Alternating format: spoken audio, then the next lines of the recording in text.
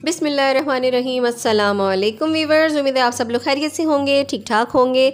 मैं हूँ नूर, चठारा fusions bye नूर से एक बार फिर आप लोगों की खिदमत में हाजिर हूँ। आज एक मरतबा आप लोगों के लिए फिर बहुत ही मज़ेदार सी रेसिपी लेकर आई हूँ और वो रेसिपी है गोभी के कबाब की।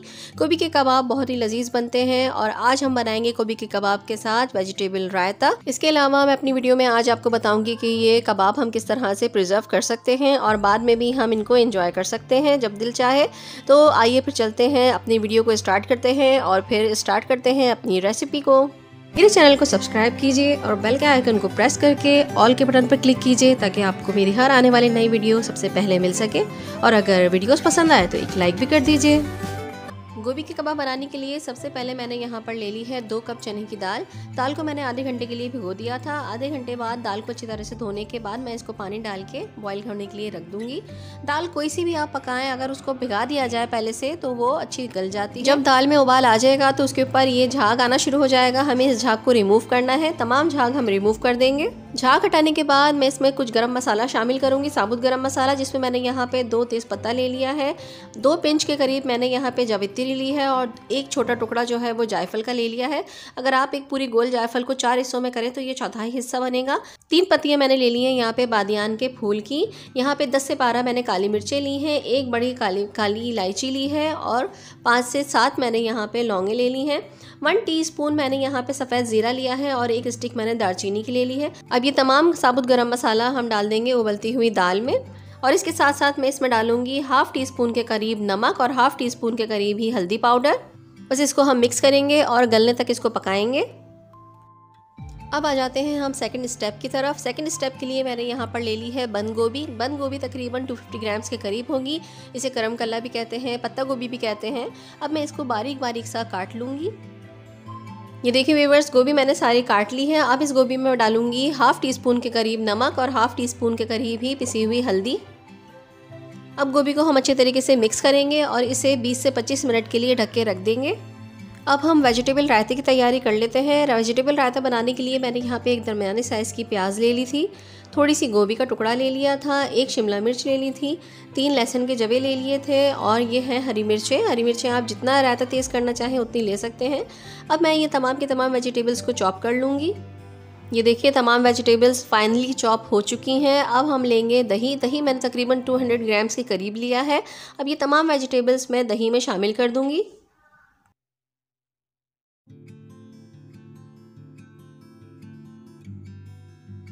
अब इसमें मैं ½ टीस्पून के करीब नमक डालूंगी और ½ टीस्पून के करीब ही मैं इसमें पिसी हुई काली मिर्ची शामिल कर दूंगी और इसे अच्छे तरीके से मिक्स कर लेंगे। ये लीजिए व्यूअर्स, वेजिटेबल रायता हमारा बनके बिल्कुल रेडी हो चुका है। अब हम इसे साइड पर रख देते हैं। ये देखिए व्यूअर्स, 15 मिनट में दाल हमारी गल चुकी है और बहुत अच्छे तरीके से गल चुकी है। अगर आपकी दाल में पानी रह जाए तो आप पहले पानी को जला लीजिएगा, फिर दाल को पीसिएगा। दाल को ठंडा करने के बाद मैंने दाल को यहाँ पे पीस लिया है। दाल को गरम मसाले के साथ ही पीसना है, गरम मसाले को डिस्कार्ड मत कीजिएगा। अब बारी आ जाती है गोभी की, जिसको हमने नमक और हल्दी लगा कर रखा था। गोभी ने इतनी देर में तकरीबन 20 से 25 मिनट में अच्छा खासा पानी छोड़ दिया है और गोभी थोड़ी सी सॉफ्ट भी हो गई है। अब हम क्या करेंगे कि हाथ से निचोड़ निचोड़ के गोभी का पानी सारा निकाल देंगे। ये देखें कितना सारा पानी गोभी में से निकला है। गोभी हमारी जो है वो थोड़ी सी श्रिंक हो गई है और सॉफ्ट भी हो गई है। अब हम एक साफ बाउल लेंगे, उसमें मैं डाल दूंगी तमाम ये पिसी हुई चने की दाल।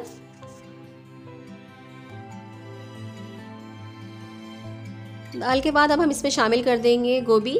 गोभी ऐड करने के बाद इसमें थोड़ा सा कटा हुआ मसाला शामिल करूंगी, जिसमें ये 3 हरी मिर्चें मैंने बारीक काट ली हैं। ये 2 दरमियाने साइज़ की प्याज हैं, इनको भी मैंने बारीक चॉप कर लिया है, ये भी इसमें शामिल कर देंगे। और हरा धनिया है, हरा धनिया ज़्यादा हम शामिल करेंगे। ये पूरी 1 गड्डी मैंने हरे धनिया की काट ली है, ये पूरा का पूरा मैं इसमें शामिल कर दूँगी। अब इसमें थोड़े से खुश्क मसाले शामिल करेंगे, जिसमें मैंने ये थोड़ा सा नमक लिया है। याद रखिएगा नमक हमने गोभी में भी डाला था और उबलती हुई चने की दाल में भी डाला था। यहाँ पे मैंने 1 टीस्पून भर के पिसा हुआ ज़ीरा डाला है। ½ टीस्पून के करीब मैं इसमें डालूंगी रेड चिली पाउडर, पिसी हुई लाल मिर्च, ½ टीस्पून ही मैं इसमें डालूंगी कुटी हुई लाल मिर्च, टीस्पून में इसमें डालूंगी चटखारा फ्यूजन्स का गरम मसाला। इसकी रेसिपी मैं आपको अपने चैनल पे बता चुकी हूँ, आप मेरे चैनल पे जाकर इसकी रेसिपी को देख सकते हैं। ये बहुत ही अच्छा गरम मसाला है। ये गरम मसाला यूज़ करेंगे तो आपके सीने में भी कभी जलन नहीं होगी। अक्सर लोगों को गरम मसाला यूज़ करने के बाद सीने की जलन की शिकायत होती है। अब मैं इसमें ½ टीस्पून डालूंगी गार्लिक पाउडर और ½ टीस्पून डालूंगी जिंजर पाउडर। अगर आपके पास जिंजर गार्लिक पाउडर नहीं है तो आप जिंजर गार्लिक पेस्ट यूज़ कर सकते हैं, 1 टीस्पून पिसा हुआ अदरक लहसुन डाल दीजिए। और अब मैं इसमें शामिल करूँगी 1 टीस्पून भर के चिकन पाउडर। अगर चिकन पाउडर अवेलेबल ना हो तो आप चिकन क्यूब भी यूज़ कर सकते हैं, इससे बहुत ही अच्छा टेस्ट इसका आता है। अब हम इसको अच्छे तरीके से मिक्स कर लेंगे।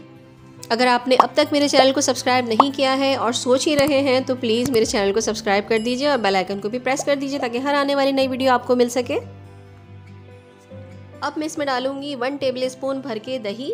इससे ये फ़ायदा होगा कि अंदर से कबाब बहुत जूसी और डिलीशियस बनते हैं और बाहर से बहुत क्रिस्पी होते हैं।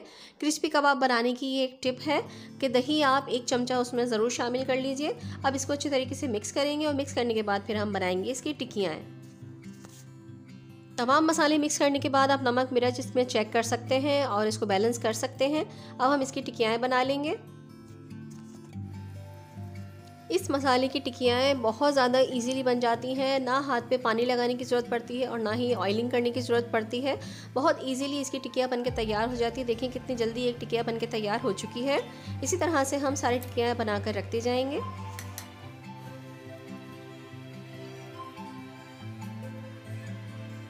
ये देखिए व्यूअर्स, सारी टिक्कियाँ मैंने बना ली हैं। 2 कप दाल में बहुत अच्छे खासे कबाब हमारे बनके तैयार हो जाते हैं। जितनी आपको ज़रूरत हो आप उतने फ्राई कर लीजिए और जिनकी नहीं ज़रूरत है उनको प्रिजर्व बहुत इजीली कर सकते हैं आप, और बाद में भी इसको 2-3 हफ्ते तक एंजॉय कर सकते हैं। इस तरह से आपने एक प्लास्टिक शीट जो है एक बॉक्स में बिछानी है और उसमें ये कबाब की एक लेयर लगा देनी है। जब एक लेयर लग जाए तो एक प्लास्टिक शीट हम ऊपर से और रखेंगे और इसके ऊपर एक और लेयर लगा देंगे। इसी तरह से आप जितनी चाहें इस पे लेयर्स रख सकते हैं। अब आप इसे एयर टाइटली कवर करके फ्रीज़र में रख सकते हैं और 2 से 3 हफ्ते में आराम से आप इन कबाब्स को एंजॉय कर सकते हैं। अब यहाँ पे मैंने एक पैन में ऑयल ले लिया है और यहाँ पे एक अंडे को मैंने फेंट लिया है। अंडे में मैंने कुछ भी शामिल नहीं किया है। अब इस तरह से हम कबाब में अंडे की कोटिंग करेंगे और कबाब को एक एक करके फ्राइंग पैन में डालते चले जाएंगे और तमाम कबाब्स को शैलो फ्राई कर लेंगे।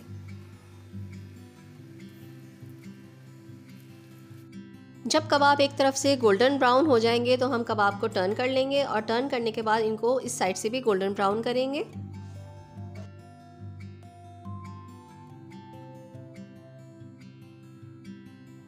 कबाब नीचे से भी गोल्डन ब्राउन हो चुके हैं। अब मैं एक एक करके तमाम कबाब्स को निकाल लूँगी प्लेटर में।